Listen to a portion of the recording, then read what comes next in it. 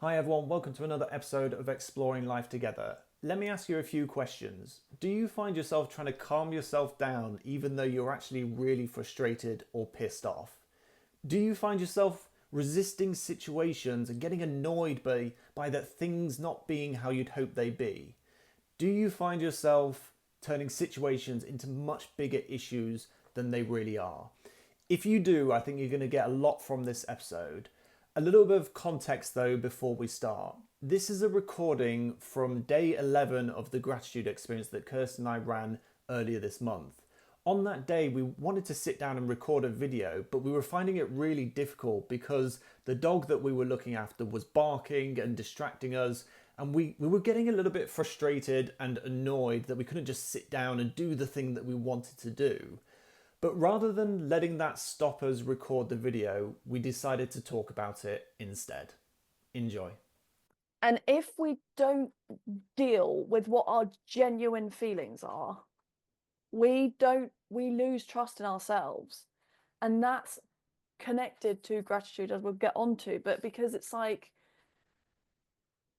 what I started to do was, we were then like, okay, right, we're just going to do the conversation regardless.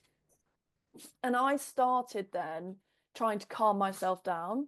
And like, I was like, right, close my eyes, breathe, it's fine. I accept this as part of the experience. And I was like, well, the other part of me was like, no, I'm fucking annoyed. You're kind of gaslighting yourself, aren't you? Exactly. It's like, hang on a minute. I'm just trying to manipulate myself into a different state of being.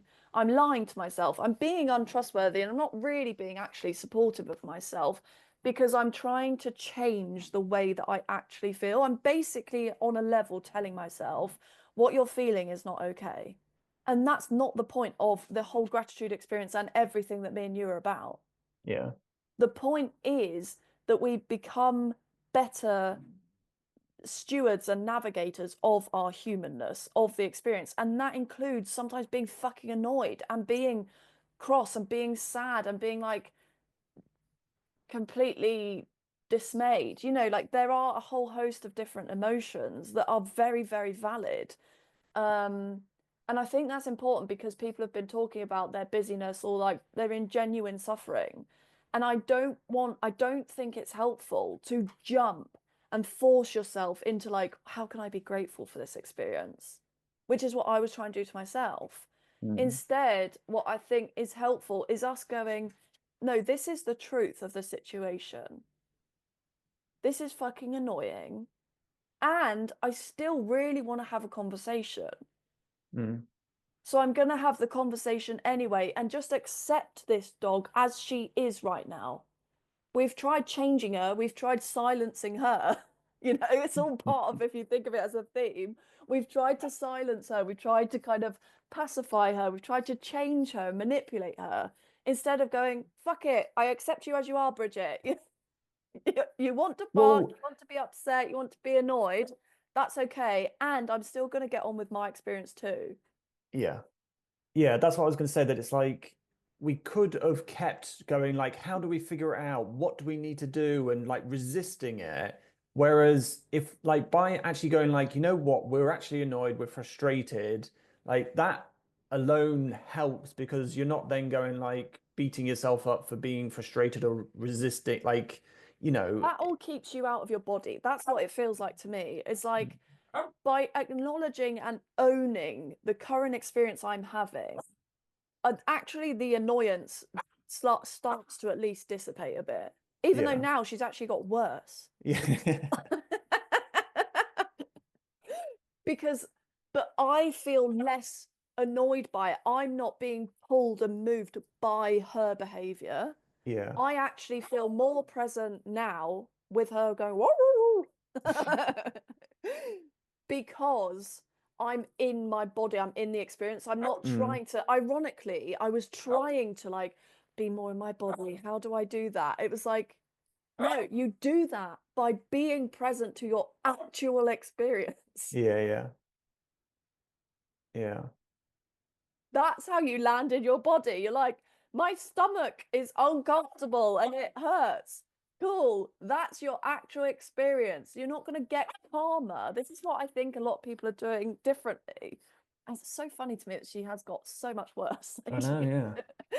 She's like, I rebel. I resent your calm. Yeah. Um, yeah, there's like we try and calm ourselves down and like meditate and ground and all these things. And yes, that's helpful. And I think for a lot of people it's helpful. And at different times it's helpful for me. But there's Mm, also something about this like truth, the truth. You are irritating because I'm trying to do stuff. But I actually don't feel annoyed at her. Do you know what I mean? yeah. It's like it's actually now funny to me that she's got worse and doing this Yeah. because I'm more and more with myself. I'm like, this is okay. Mm, Like, I'm giving myself permission to yeah. feel whatever comes up. And in that acceptance of what I'm genuinely experiencing, it dissipates the drama about it or the judgment of it. Yeah. And I was going to say, I was going to add to that that it was like we were making up a story, or I was in a story that we can't do this if she's barking, or if she's grumbling, or if she's distracting, because then won't have to have a conversation. And yet, funnily enough, like you say, we're showing ourselves that we can have this conversation, even though she's barking and worse than she was. But actually, it's the story that we're telling ourselves. It's like, oh, if she's barking, it won't make for a good recording, or I'll be distracted. Versus, okay, she's doing whatever she's doing, but we're getting on with what we want to be doing. And because the frustration and annoyance for me isn't about her barking, it's about the meaning I'm making out of her barking, that Yeah, she'll distract me, or people will find it annoying on the recording, or so it's like the story that I'm attaching to it that like created the frustration. And like you say, we're almost showing ourselves, it's like, okay, well, even if there's a dog that is barking or if there's noises, we're maybe a bit distracted. We can actually be present to yeah, this conversation, even with the distractions that in the past we might have gone like, oh, that will distract me and that won't be very good. yeah. Well, Um, because I think it's that you're present to the genuine experience and like, yeah. like I don't know, but like the analogy coming up is like, when you're in traffic, you Hmm. start making all these stories of like, oh, this traffic's basically what you get to is traffic's bad because Yeah. now I'm late. It's like there's the whole reason is like, well, I'm late. People are stressy. I'm now stressing. Hmm. I'm gonna be late, which means that that meeting's not gonna happen on time, or they're gonna think this about me. They're gonna think I'm lazy or I didn't get up on time or whatever, whatever. And it's like, wow, all of that story. Hmm. All that's actually happening is you're in a traffic jam. And if you Yeah. can be present to all of that, you can go, oh, okay, fine. Yeah. Like with Yeah. her, it's like you can bite my feet, you can bark. It's it's okay. Like, Yeah. is it irritating and a bit distracting? Maybe, but there's also that thing of like, but I'm now embracing it as part of the experience for some reason. Mm. I don't know what the reason is. I don't need to know. But it's like, for whatever reason, this is how she's feeling right now, and that's all right. Mm. And the other thing I was thinking was like about busyness. It's like, oh, I can't be grateful or do appreciation or whatever else because I'm so busy. And it's Mm. like, well, actually, that's not necessarily true either. And it's actually rather than jumping to appreciation, perhaps people go, well, maybe it's that actually, can I just be present to it? I don't have to appreciate it, don't have to be grateful, but can I be present to it?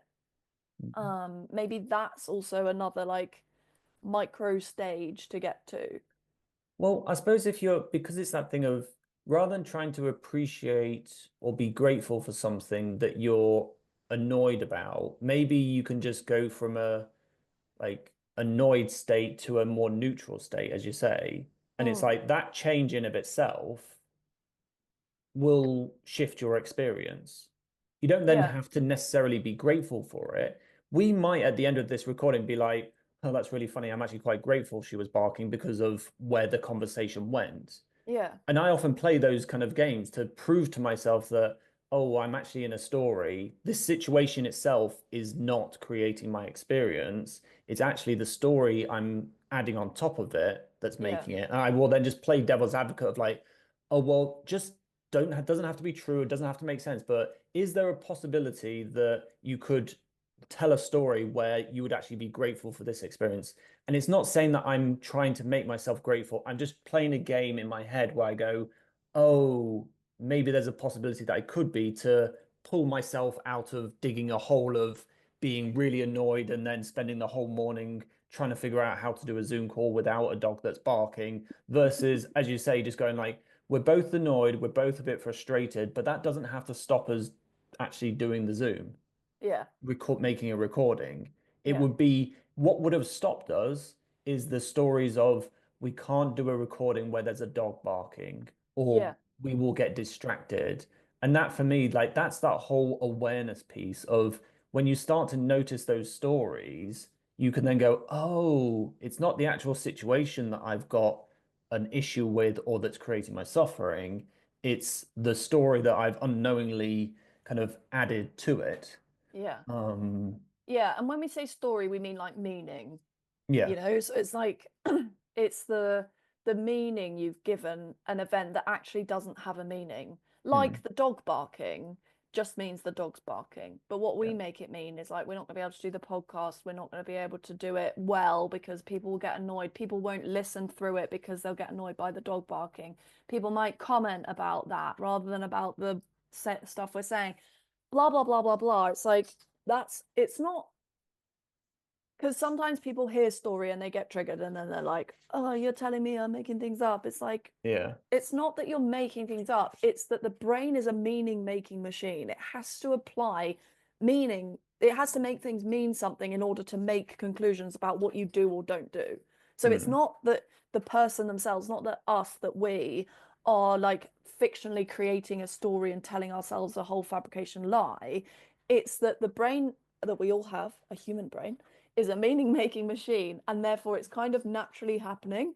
And that's why bringing our attention to it and going, hang on a minute, what meaning is my brain making on this? Not like, what am I making this mean? Because sometimes that can be too difficult for people because they're like, well, nothing, or whatever. But actually, when you go, mm. wait, what story is my brain? What is my brain making this mean?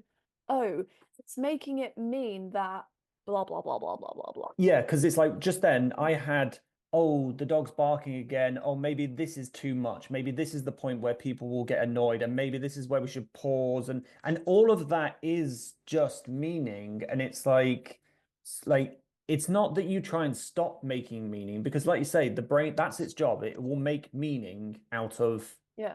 situations, but you don't necessarily have to believe them No, because it has to do the meaning making because that's what actually keeps you literally physically safe. yeah. Like it's the thing that stops you from like stepping out in front of a car, or Mm, that pulls you back from the sidewalk or the whatever, blah blah blah, makes you press the brake when you see someone else brake light. Like it has to make meaning because that's how it mm, literally keeps you safe. So it's not in itself a bad thing. It is just part of the human condition of being a yeah. human being with a human brain. Like Yeah. it's a very natural process. The thing that's like helps is to acknowledge that, accept it as part of the human experience, and then go, wait a minute, I get to choose whether I act on that or not because I'm now conscious of it. Yeah. Normally, what happens is most of that runs on autopilot, which is where we get into trouble with it. Come on then, come on then. Nelly. Nelly's got much less of a head now. But like that's why we get into trouble with it and things that find hard is because we believe the meaning making is on autopilot and we don't notice it, and then before we know it the whole world is really hard and everything's really tough about life, versus going, hang on a minute, what meaning am I applying to this actually very benign nothing situation? Yeah. Like, and it's not that it's not annoying, and it's not that it's not difficult, it's not that it's not, I'm not being challenged, but it is like, I don't know, there is a neutrality and a peace. That I think it's Yeah. that, like there's a peace that comes with it, an acceptance, a peace Mhm. of like, this is just the situation we have right now. Yeah. What we then choose to do with that is Yeah. up to us. And that's the thing. Like, do we say, right, well, we can't do a recording, like this whole thing was wrong, blah, blah, blah? Or do we go, ow, that one actually hurt? Or do we go, fine, this is the situation we have right now, and there's stuff coming through that wants to come out, so let's just trust that this is part of the process. Well, should we talk about Yeah, I what think we're good.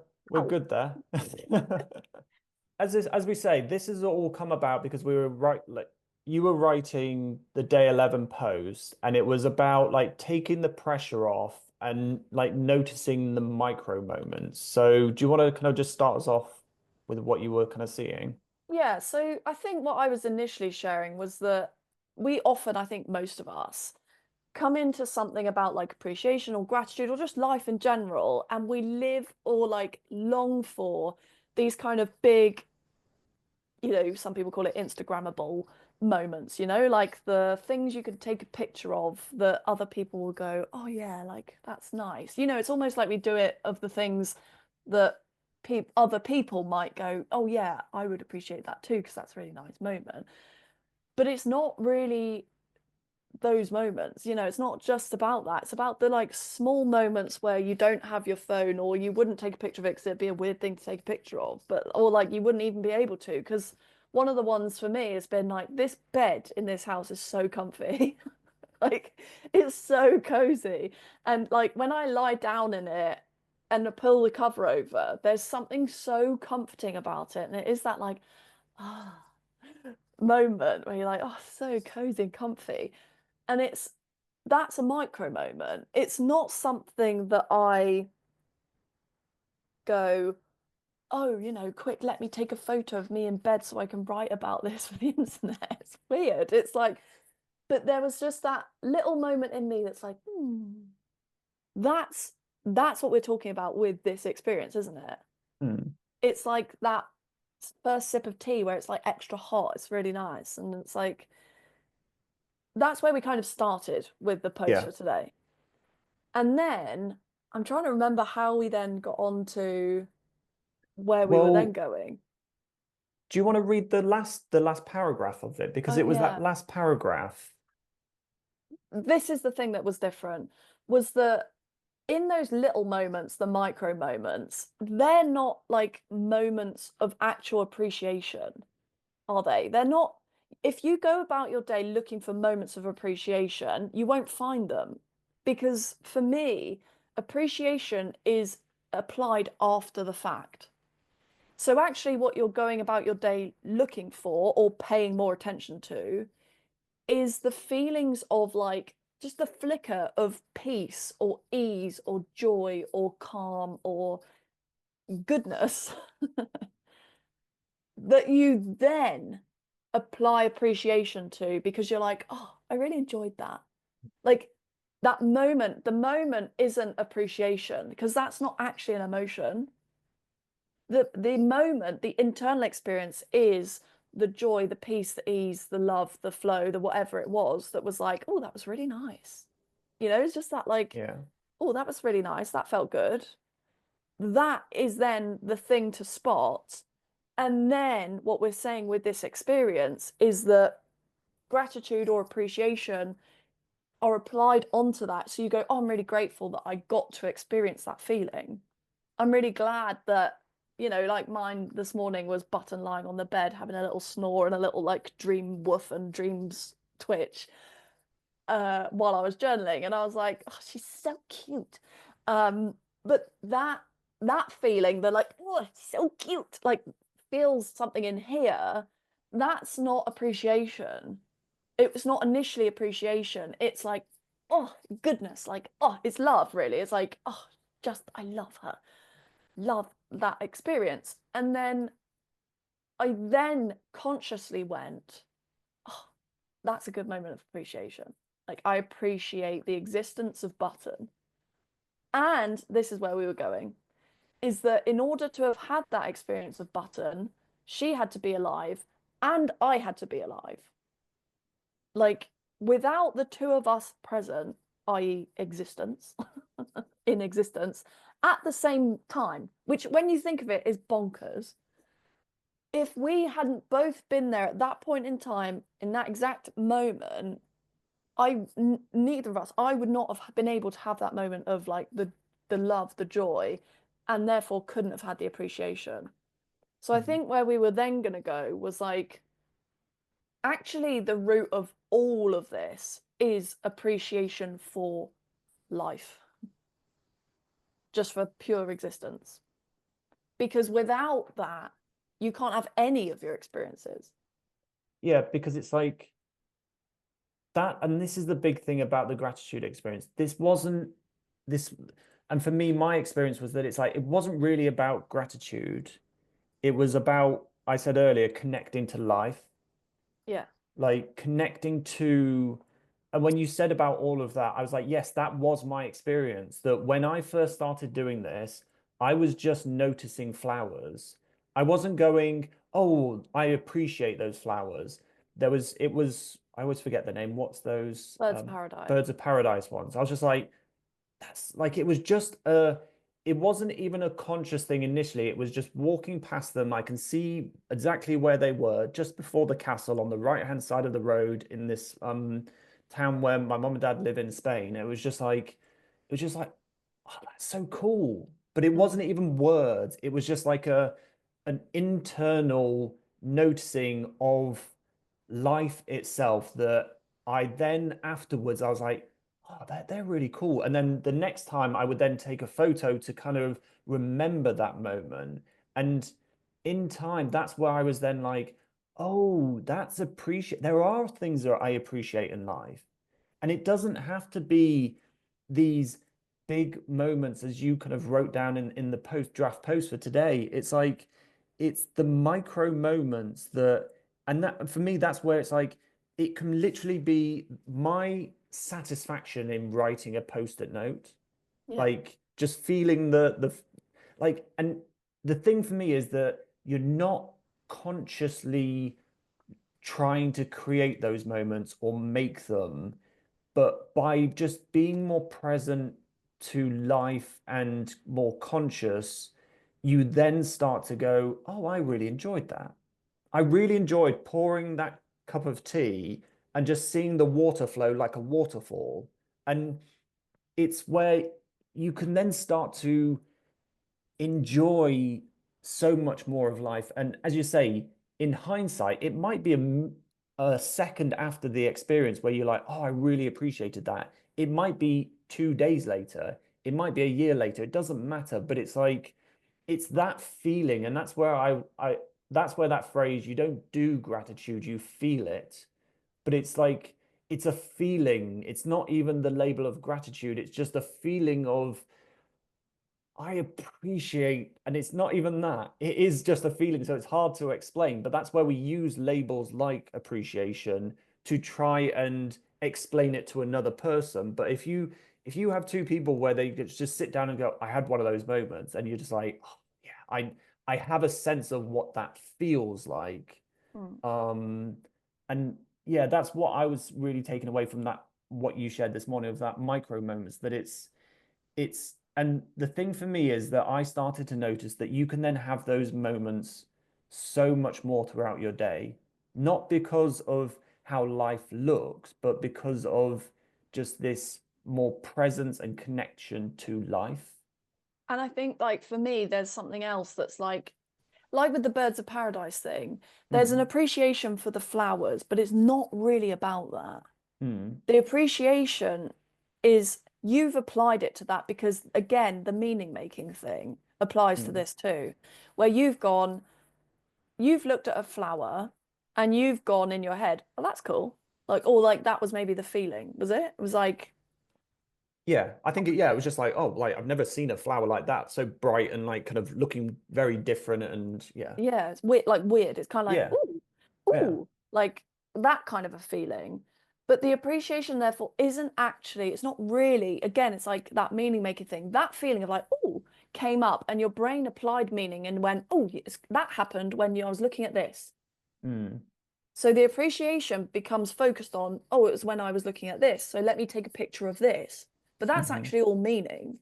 hmm That your brain has just tied two things together. It's tied the physical experience you had with the visual data that it received, hmm and it's wrapped them two together and gone bing, bing, bing. Yeah. You know, like an Inside Out where they form a bubble, like the Yeah. memory. That's what Yeah. happened. Those two things merged, like two pieces of data merged together and went, oh, wrap that up, and here's a bubble, and it's yellow, and that goes, or blue, or whatever color those flowers are, and it goes into your brain.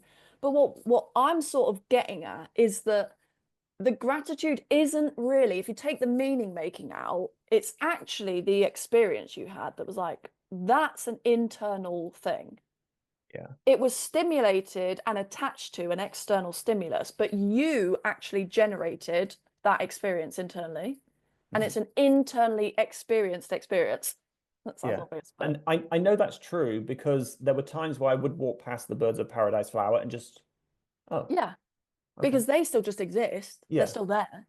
Yeah. And that's that thing. We have referred to it in a couple of the other posts of like the gift is actually the presence, your existence. It's an internal world thing. That because if you didn't exist, if you didn't have a human body, if you weren't a soul having a human experience, you wouldn't have any of this. You wouldn't have the good stuff, you wouldn't have the shit stuff, you wouldn't have any of the in between. So without your existence, there's nothing,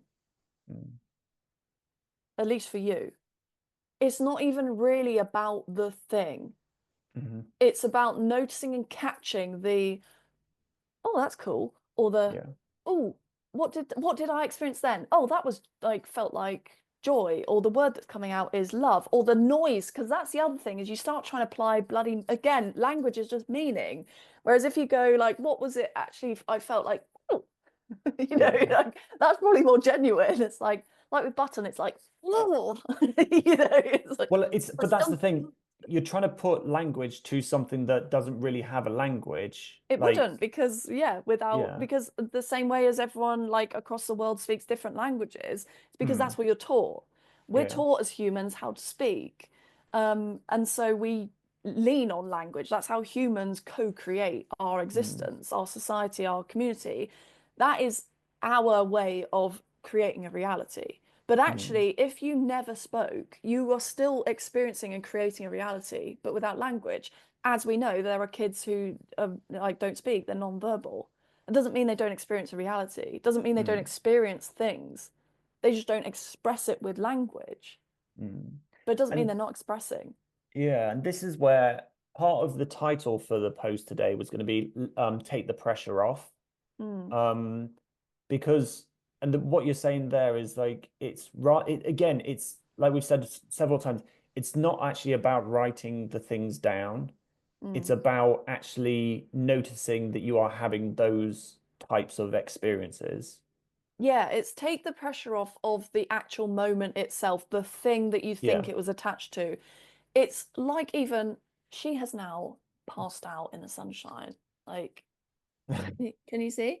Yeah. Yeah. Loving life. But it's it's taking the pressure of like the meaning bit. It's like you don't have to, it's okay if you don't capture the like, oh, I had that feeling and it was related to XYZ. Like, let me write 3 different sticky notes. Yeah. That's not the point. The point we're trying to get to with all of this is that you reconnect with your aliveness. Like your existence is your aliveness. So even if your day is full of shit things, can you be present to the experience of like, I am tired? Because if you can, if you are present and you make that okay, then you'll feel more okay. Yeah. You I don't know then that's need to wait for things to be easier, calmer, have less things on for you to be all right. I know that's true because it's that thing of resisting. Like when I resist, I don't know, say like a situation, I then kind of double down, dig myself a deeper hole.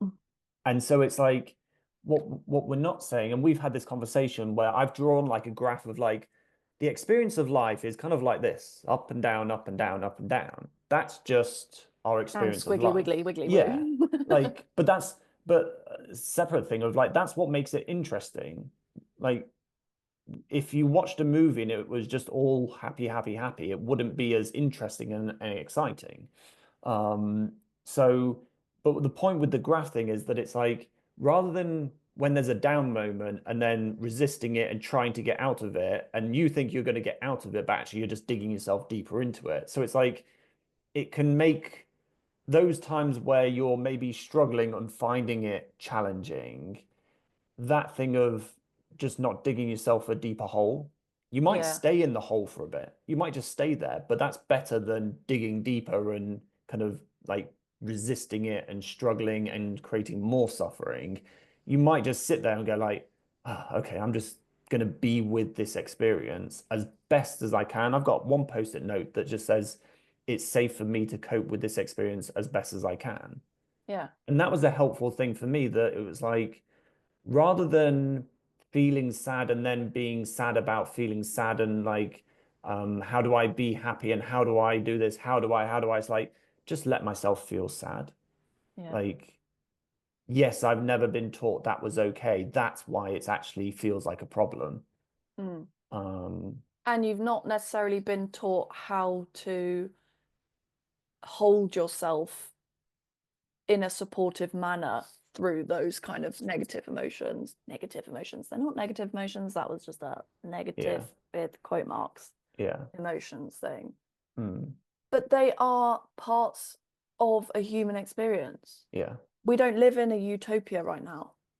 You know, we don't live in the land where everything is good for everyone. And even if that existed, like as a collective thing, people still die.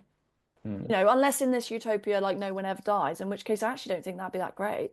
yeah. Because you'd have no circle of life. There'd be no, anyway, let's not go on a too big a side quest, cursed his brain.